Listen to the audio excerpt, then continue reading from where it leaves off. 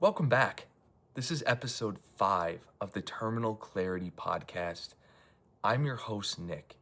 And on today's episode, I want to discuss a perspective and transform a way to filter life that you can take into your own mindset to look at the past and the present through the idea that cameras capture and mirrors mirror. Let me explain a little bit here. So, when we look back at pictures, the fundamental idea that we look at through the filter of it being good times, we remember the positive things because the worries that never came true have escaped. The day has now come when those worries that we may have had never did. So, if you're living in an anxious or depressed state, the anxiety lives in the future. It does not live in that moment of happiness, and pictures are a great illustration of this concept. So the next time you look at a picture of yourself or a moment that was important to you, remember that if you go in front of a mirror right now, you have the opportunity to look at that in the present moment. Pictures are of the past, but the mirror we are right in front of. There's no way to escape it. Every instant change you make is a change that's already reflected. Kind of like an Amazon order.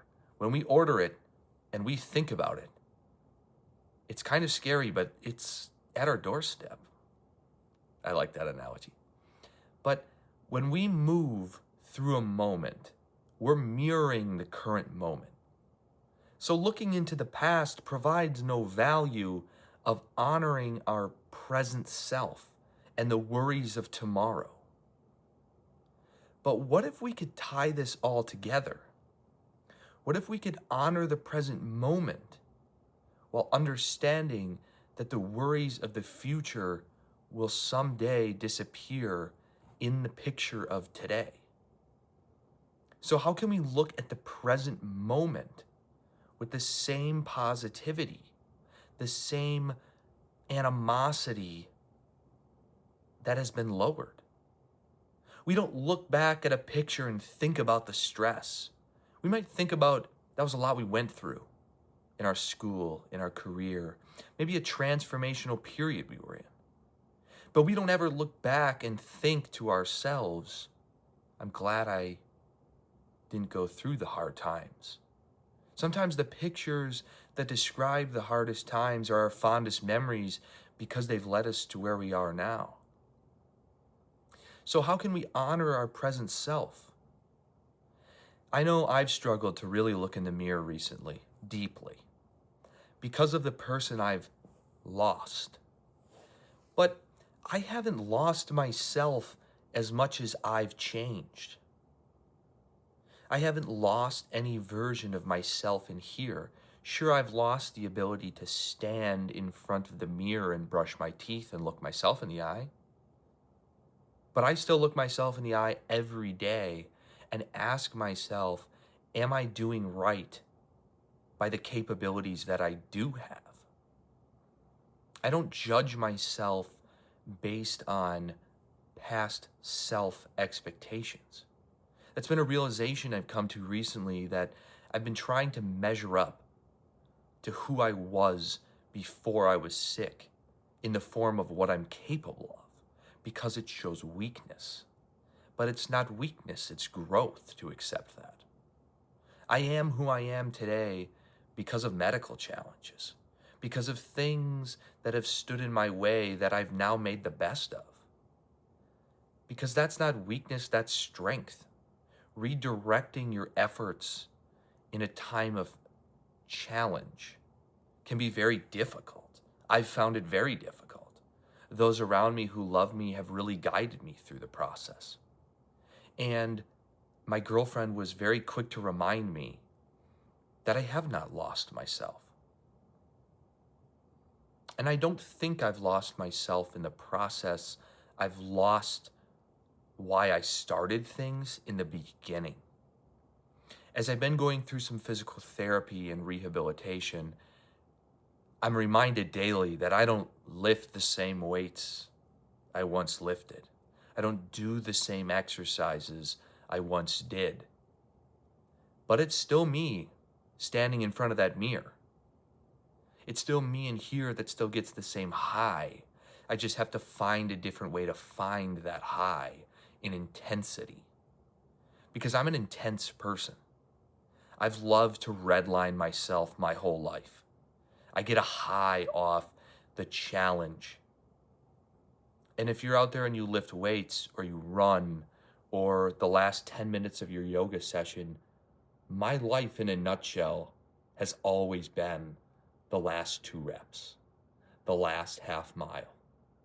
That last piece that makes you turn inward to define the session, the run, the end of the map.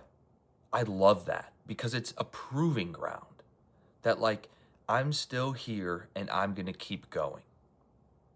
And as I've moved through what I've been going through recently, there's been some clarity that we can find just as much peace looking in the mirror than we can in the camera roll.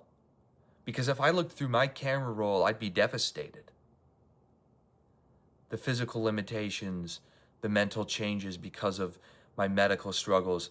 How do you move through that? With grace for yourself. And so even if you're not going through a medical challenge or you're not going through something that's really pushing you, can you just find some more peace in the moment for today and mirror that? Don't wait to look at a picture of that trip to feel some sort of resounding happiness in retrospect, because retrospect is the most powerful perspective to take in life. When you look back, you look through a filter. You're blessed to look at life from a perspective of that anxiety's gone. But today, look at today with that perspective. That tomorrow's worries are just that, tomorrow's worries. And how can you learn to love the version of yourself that's in the mirror that someday you'll look back on and be proud of? Because even in the moment, the highest of high achievers are proud in retrospect. But I think in the process of finding gratefulness for ourselves in the moment of today, we can live a little bit more freely and a little bit more relaxed and a little bit more just grateful for the small things our bodies can do. And as I'd said, I've struggled for a long time on speaking with people about what I have going on underlying because I wanted my message to be about the words I had to speak, not about what I was going through. And so I truly appreciate, again, those people who have reached out, the kindness, the patience that people have showed me in my own life through my family and others that are involved. The patience for me to grow, the patience for me to become the person that I want to be within my limitations. Because the patience for that allows me to grow to give to them. So allow yourself to make those changes. If you're going after some weight loss, a career goal, you're just getting through school and it might not feel that challenging. Allow yourself the space to realize that you're growing, whether you realize it or not, and the page in the book is going to turn. And you're turning it anyway. So look at yourself in the mirror today with a little bit more patience, a little bit more rose-colored glass material, that right now you're living the good times.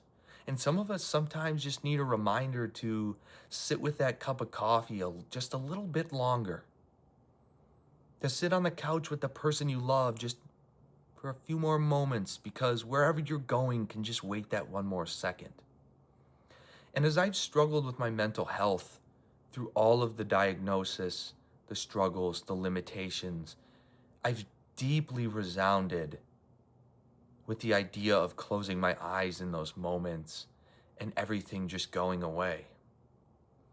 I've thought very deeply about being able to sit with my mom and a cup of coffee in that moment of bliss that's there, that doesn't need anything special to occur. It's my own inner peace. And the biggest reflection I think I've taken in the last couple of weeks is that no matter what, when you close your eyes, you have to be able to find peace and happiness.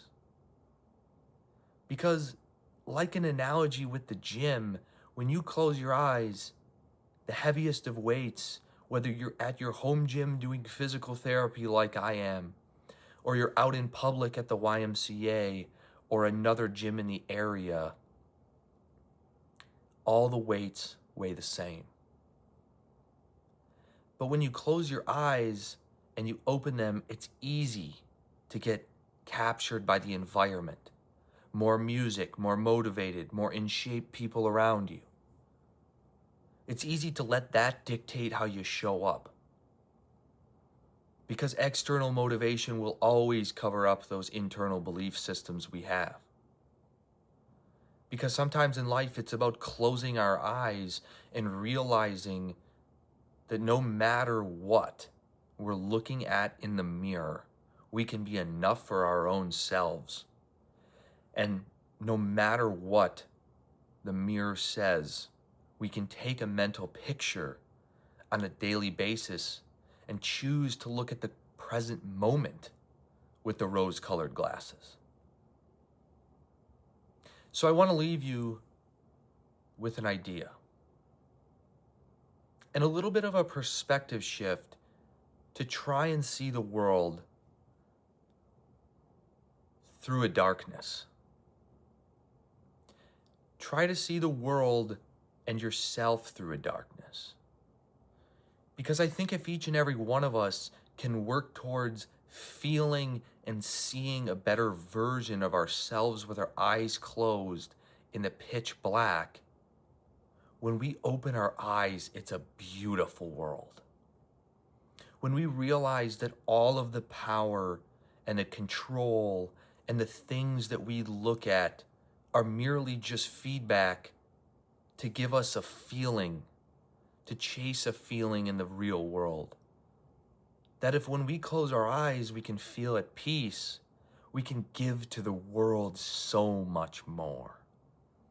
Because negative people and people that have bad things to say, I don't hear them coming from people who are fulfilled with purpose, who close their eyes at night and they're just on fire with finding what they were supposed to do in life.